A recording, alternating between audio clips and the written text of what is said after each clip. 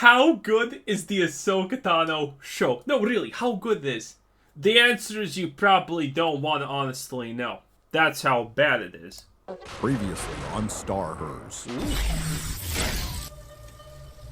Okay.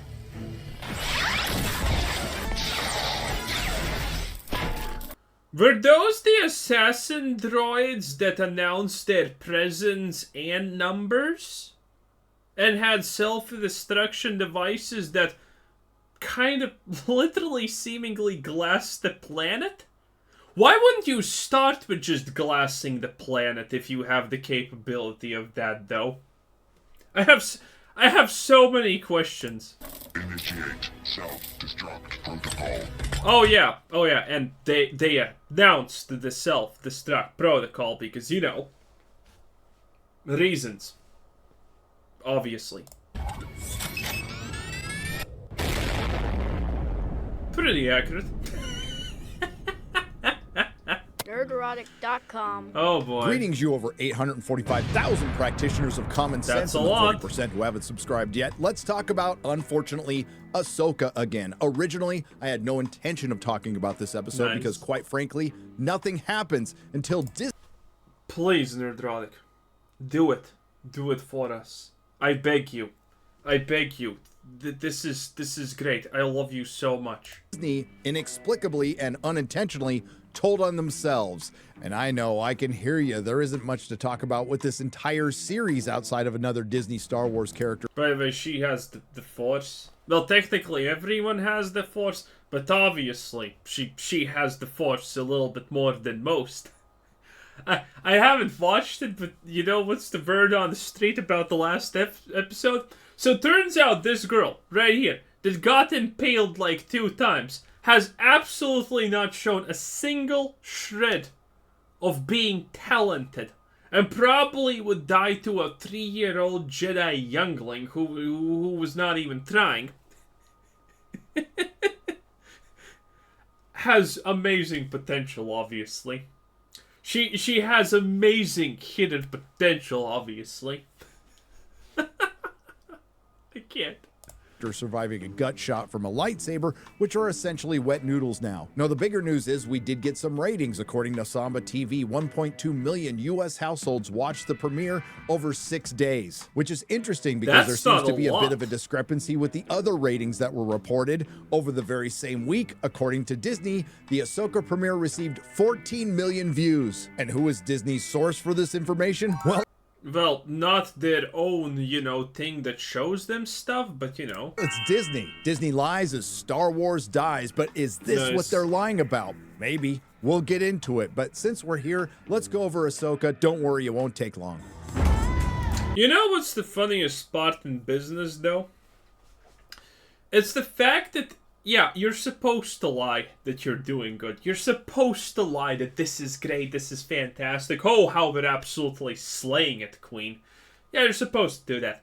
But if you lie too much and too grand, which Disney is definitely doing, people are going to expect better from you. Investors are going to expect more from you.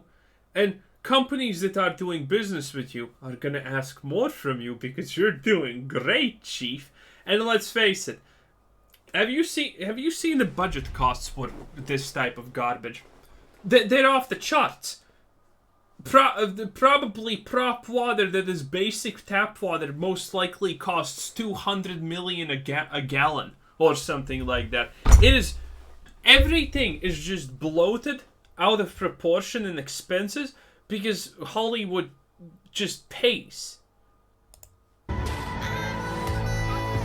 The good news is Ahsoka Episode 3 is just over 29 minutes. The bad news?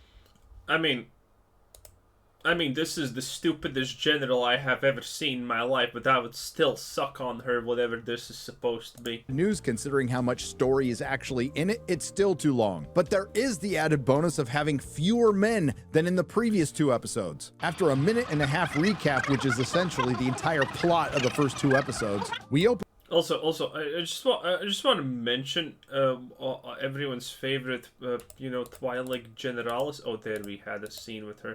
There we go, this one. So, you have Talb from Dr. House, obviously, because Dr. House was a good show. You know, Talb kind of sucked, but it is what it is. Anyway, you have Talb. He's actually working for the Imperials. And you have Ahsoka Tano, Rule 34 enthusiast, and her Twi'lek probably slave. Because if you know Lord, then you understand, wait a minute, maybe we shouldn't actually put these people in power because they're mentally deficient. Well, not deficient, but weak. They're slaves because they can be just broken that easy. So maybe you don't want to give information to someone who will literally collapse mentally the moment that someone just spanks them on their wrist. You know, maybe that's not a good idea just on a base level. Maybe, you know, just spitballing here.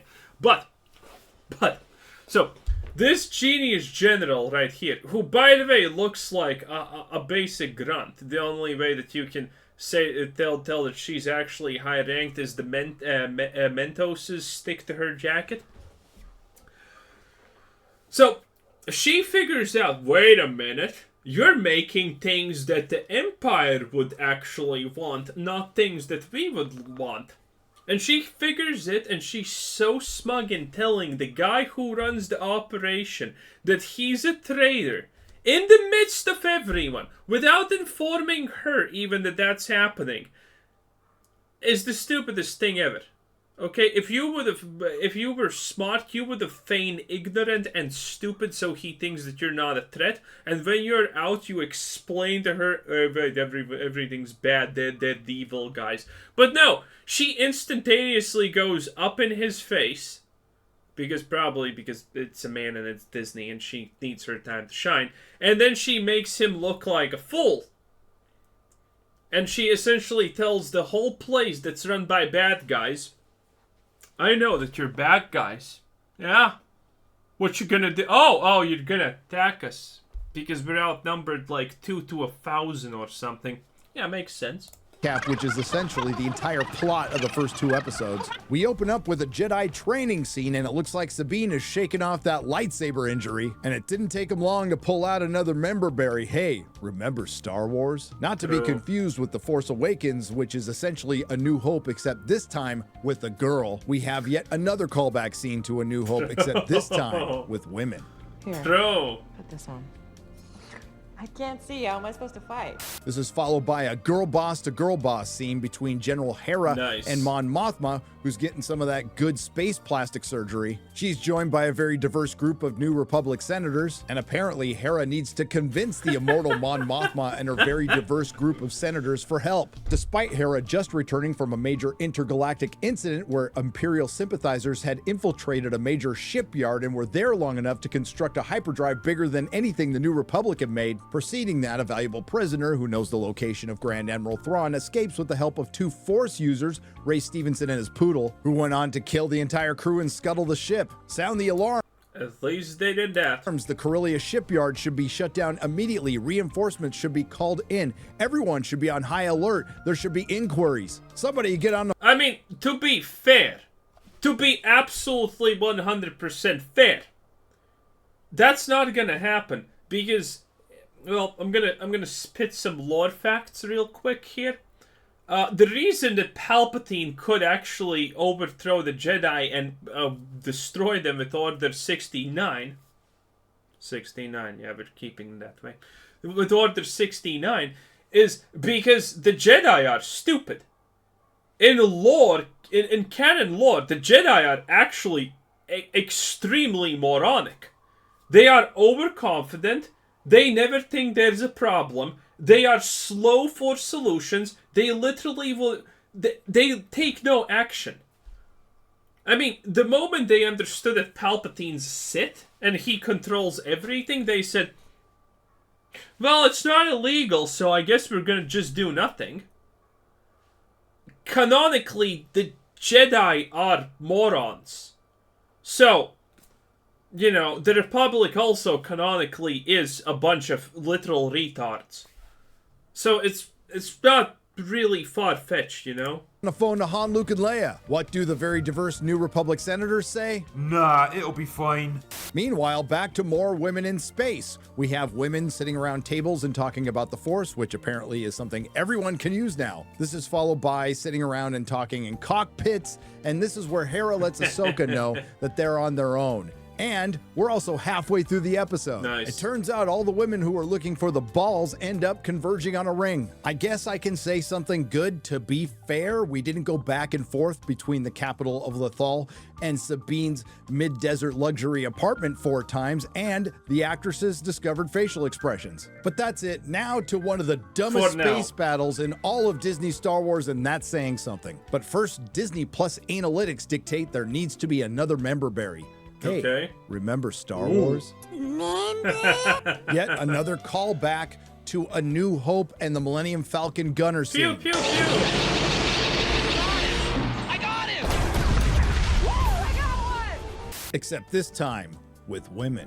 And we get a girl-on-girl space dogfight, but I Nice. guess in this case it'd be a cat fight. Ray Stevenson's Pomeranian is unable to stop our heroes, but not to worry. Girl boss Morgan Elsbeth is on the case. Stay clear. Even I better. shall deal with them. Prepare turbo lasers. Unfortunately, girl boss Morgan Elsbeth's turbo lasers are unable to get the job done, yet they did disable Ahsoka's I mean, looks like regular lasers, to be honest. ship. And what's Ahsoka's big plan to get out of this jam? Put on a spacesuit, go out on the wing of the ship with their lightsabers. The only thing distracting is how fast she got that spacesuit on. And I want you to keep in mind that the clear objective has always been to stop Ahsoka, and the best way to do that would be to destroy her ship and kill everyone on it. So when Ray Stevenson's little Maltese dog says this, We have them. does Ray Stevenson's Bichon Frise order all 3 ships to take the clear shot they have and blow that space U-Haul into oblivion? Or No. does the little pug engage Ahsoka and her lightsabers so she can easily chop one ship in half doing some space gymnastics and easily get away? If you chose the left, You know what's the funniest part? There's absolutely nothing stopping them from just slowing down and, you know, not flying near. There's nothing stopping them from doing that. ladder, you're watching Disney Star Wars. The biggest problem with Disney Star Wars is the fact that you need to shut off so much of your brain. So freaking much of your brain to actually tolerate this stuff that it's just an impossible task. Well, considering the ratings, you're probably not. You know, I have an editor. Quarter Black Garrett can fix that scene right now.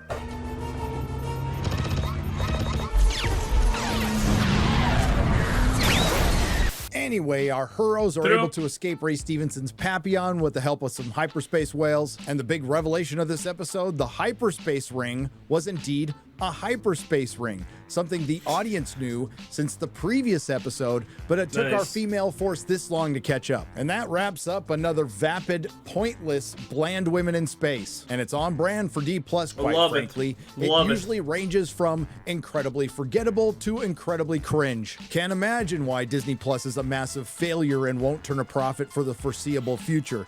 But don't worry, the news gets worse for Disney. To be fair to Disney, although they don't deserve it, when they greenlit Ahsoka, I highly doubt they knew at the time that they needed this to be a massive hit. Admittedly, say what you will, at least she had a haircut, and her hair is no longer, you know, 1/3 of a rainbow. Not sure if you've noticed, but Disney's had a catastrophic year. Disney needs a W in the worst way. Unfortunately, Ahsoka is the opposite of that. And Ahsoka just provides more evidence, not that we needed it, that Disney Star Wars is a dead brand owned by a dead Disney subsidiary, Lucasfilm, which is owned by a damaged parent corporation, Disney. Let's briefly go back to Samba TV's ratings, which are far from perfect, but unfortunately the best we have. Samba TV tracks what appears on the user's TV by reading pixels and utilizing this data for personalized recommendations on the TV or mobile apps connected to the television. This capability extends to streaming programs and even video games. Again, according to Samba TV, Ahsoka was watched by 1.2 million US households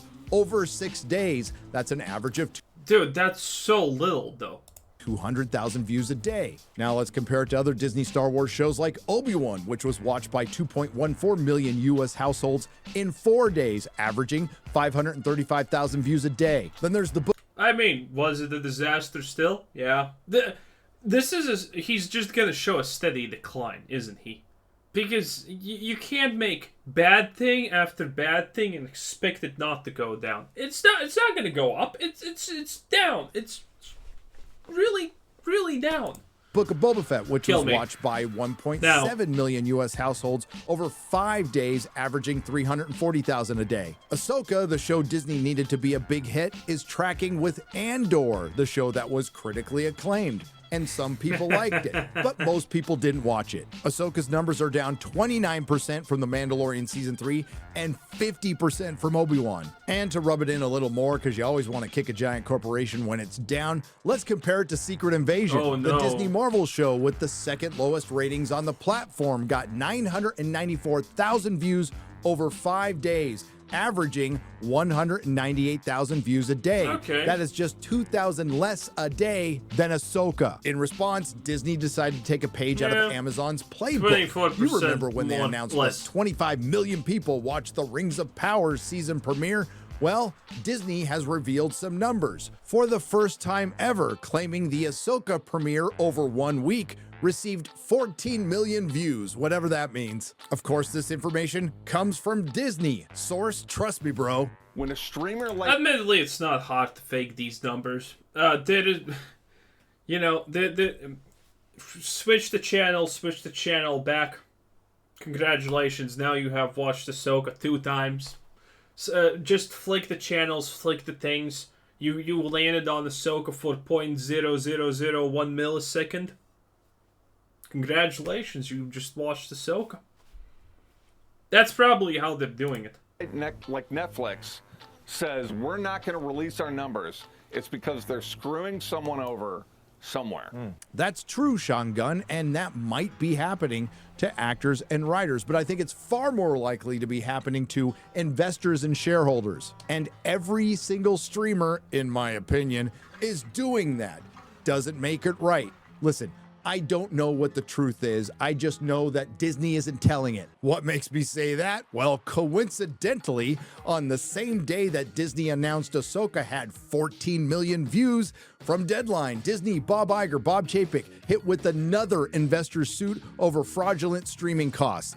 Poor Disney, they just can't catch a break. Nice. Disney has been hit again with another lawsuit. Oh no, maybe this will make them actually make good products. Probably not, but you can always dream about it. Suit from investors over the alleged sleight of hand accounting the company has used to hide streaming losses. And once again, some big names, Bob's past and present, are being spotlighted. Now, I'm no financial analyst or a lawyer, but I think the technical term here... Dude, you people, I hate you people who are like, Bob Iger's gonna save Disney. Bob Iger's gonna save Star Wars. Bob Iger doesn't like Kathleen Kennedy. Bruh, Bob Iger doesn't care about Star... Where did you think...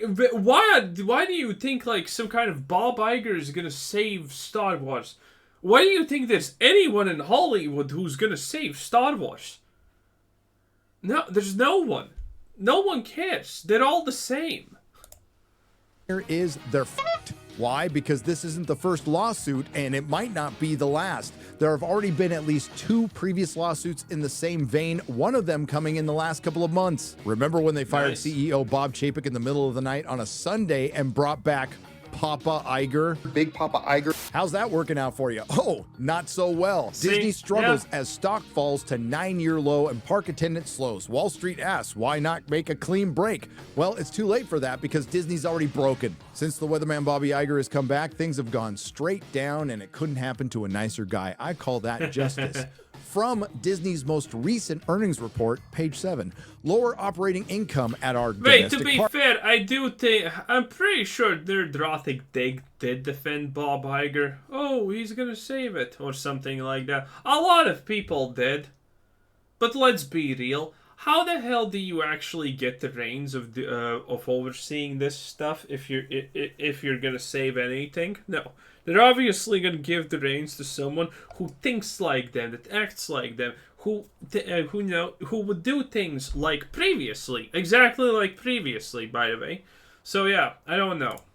Parks and resorts was attributable to a decrease at Walt Disney World Resort. I wonder what caused that. But wait, there's more. Nice. Also on page 7, the decrease at our merchandising licensing business was due to lower revenue from merchandise based on Star Wars, Toy Story, and the Avengers. Wow. And now, thanks to his comments during the strike, Bobby Iger, the former toast of Tinseltown, is now its biggest villain. And no, Disney, don't blame the strike and that lack of promotion for all your failures. Oh no. I also have bad news for everyone. The strike has ended. The strike has ended. All of the useless trash is gonna write useless trash once again, and they're gonna complain, oh no, earning better than top 10% of earners in the country is so bad. We need more.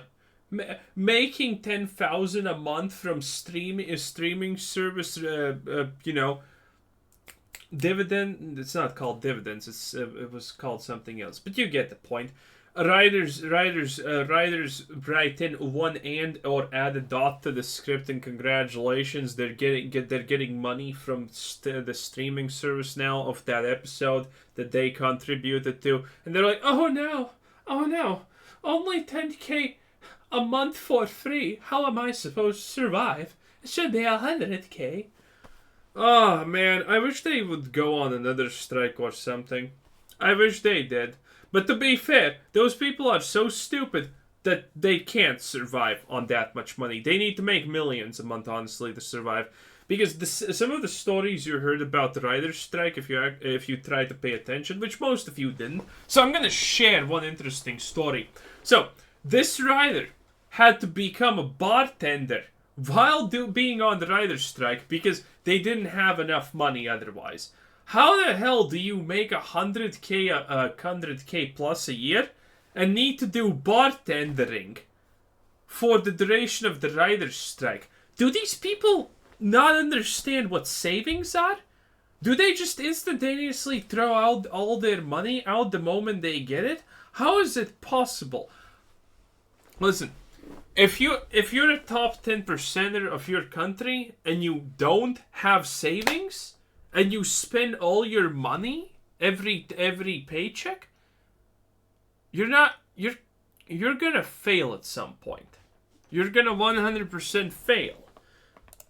I just want to remind everyone that Barbenheimer did happen. 2 massive hits that came out the same weekend that didn't have any promotion during their runs. But not to worry, following Ahsoka, we get Harvey Weinstein's former personal assistant, Leslie Headland's The Acolyte. Boy. So my character, she's a powerful leader. She's a powerful leader. Yes, oh boy. Yes. In a very woman-centered world, which I was very excited to kind of be in that, because I feel like Star Wars is very like patriarchal, so it was kind of cool to have like this sort of woman-centered figure. Jane, you ignorant slut. I mean, the best parts about Star Wars is there is no good or evil. It depends on what side you're standing on. What? Wait! I haven't seen that. Wait, but so when he showed the JonTron clip, only then my brain processed what was just said there. That is so good. I needed a couple of seconds to process that sentence. What the? Hate to break this to you, but after 10 years, Nice. It's pretty clear that Disney can't make Star Wars, but what they're really good at is killing it. Maybe you shouldn't have lied to your audience and put Han, Luke, and Leia in a scene together. Maybe The fact that the guy can't even drink milk, by the way, properly is just kind of like downright dirty. I'm not gonna lie. Han, Luke, and Leia in a scene together. Maybe you shouldn't have canceled LucasArts and the EU. Maybe you should have fired Kathleen Kennedy when you had the chance. Maybe you shouldn't have turned a boys brand into a girls brand that neither like anymore. Maybe you should have listened. I mean, Star Wars didn't have a super high following of females, but it was doing good. It didn't need to like do anything even remotely close to what it is doing now, and there was already a bunch of women interested in it in reality. Into the fandom instead of making them your enemy. It's not a question of whether the Star Wars fandom is split anymore. It's a question of how many are left. They decided they didn't want to use those stories. They decided they were going to go do their own thing, and so I decided, fine. But basically, I'm not going to try to... They weren't that keen to have me involved anyway, but at the same time I said, I'm not going to... If I get in there, I'm just going to cause trouble. Because they're not going to do what I want them to do. So, and I don't have the control to do that anymore, and all I would do is muck everything up. So I said, okay, I will go my way, and I'll let them go their way. And it really does come down to a simple rule of life, which is when you break up with somebody, the first rule is it me, or does it seem like all the sound currently is coming from only this part right here, the left one? No phone calls. The second rule, you don't go over to their house and drive by to see what they're doing. Yes. The third one is you don't show up at their coffee shop or the things where you're going to run it. You just say, no, gone, history, I'm moving forward. Because every time you do, and you know, we all learn this from experience, every time you do something like that, you're opening the wound again. And it just makes it harder for you. You have to put it behind you, and it's a very, very, very hard thing to do. But you have to just cut it off and say, okay, end the ball game. I got to move on. And everything in your body says, don't, you can't. And these are my kids. So all those Star Wars films. All the Star Wars films. They were your kids. Yeah, well, they are right. You know, I loved them. I created them. I'm very intimately involved in them, and obviously to and sell you them sold off, them. I sold them to the white slavers. Nerderotic.com. That is so true. But as it was stated before, Nerderotic and Nerderotic Daily, arguably the better Nerderotic channel, but that's probably heresy. Anyway, great video, 10 out of 10. What is this? Dead Spiral of Woke Hollywood. Who would have seen that coming? Ahsoka is all. I should probably watch this. But anyway, this was Quizzer Sensei. Thanks for watching, subscribe if you haven't already, and have a nice day. Bye-bye.